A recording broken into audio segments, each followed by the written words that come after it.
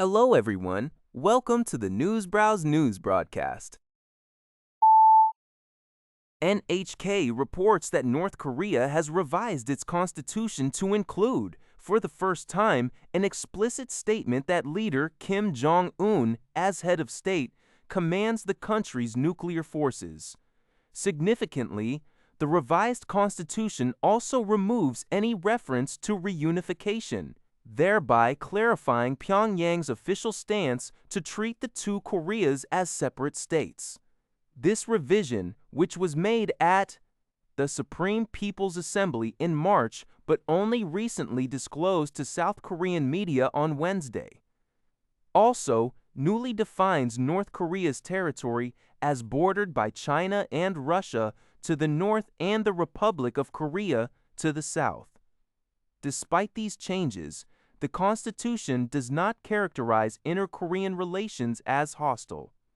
According to a South Korean expert, this latest revision further elevates the power of Kim Jong-un and underscores North Korea's unwavering commitment to a two-state policy.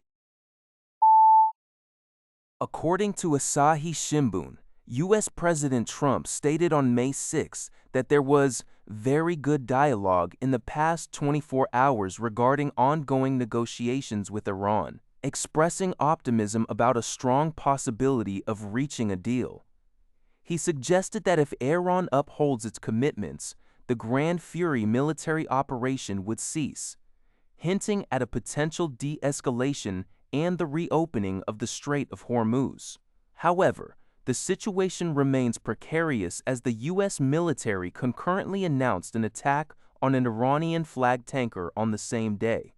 Reports indicate that the U.S. and Iran are negotiating a one-page memorandum for ending hostilities and establishing a framework for nuclear talks, with the U.S. awaiting Iran's response within 2 days. This proposed agreement includes Iran's temporary suspension of nuclear enrichment in exchange for U.S. sanctions relief and guaranteed free passage through the Strait of Hormuz, though market instability reflects the ongoing uncertainty. According to NHK, trade ministers from the Group of Seven, G7, nations have reached an agreement to accelerate efforts aimed at diversifying supply chains for critical minerals.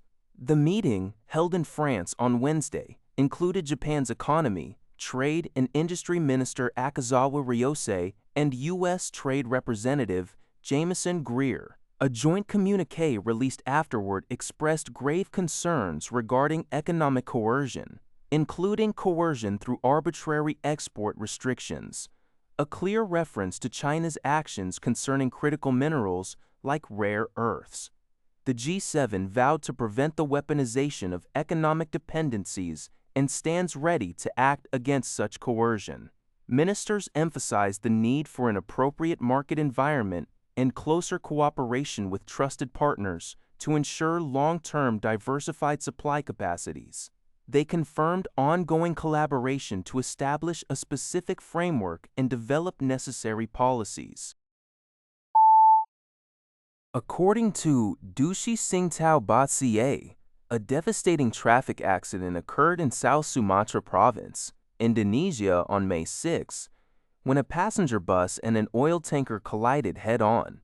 The incident, which took place around noon in North Musi Rawas Regency, is believed to have been caused by a bus tire blowout, leading the driver to lose control and swerve into the opposite lane.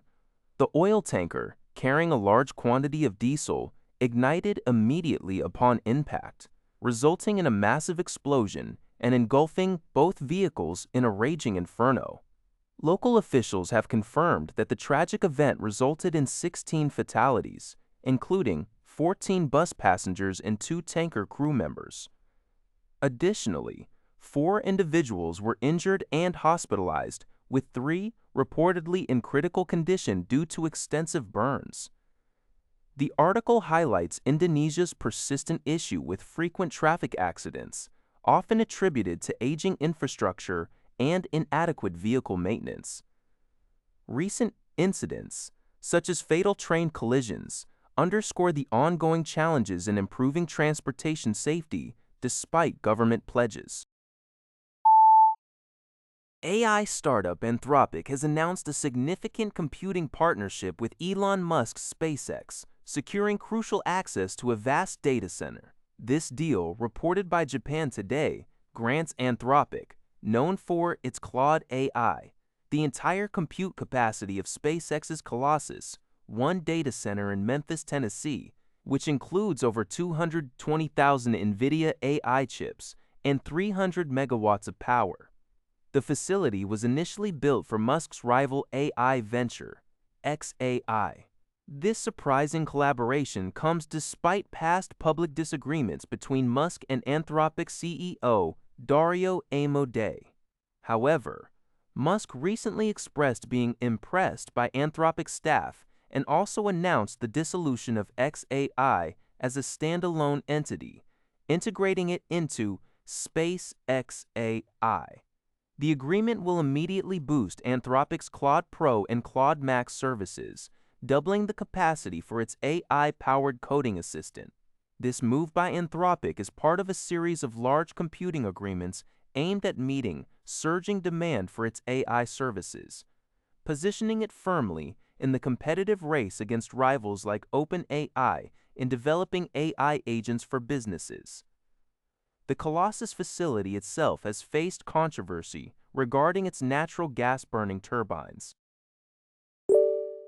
That's all for this video. Thank you for watching. See you in the next video.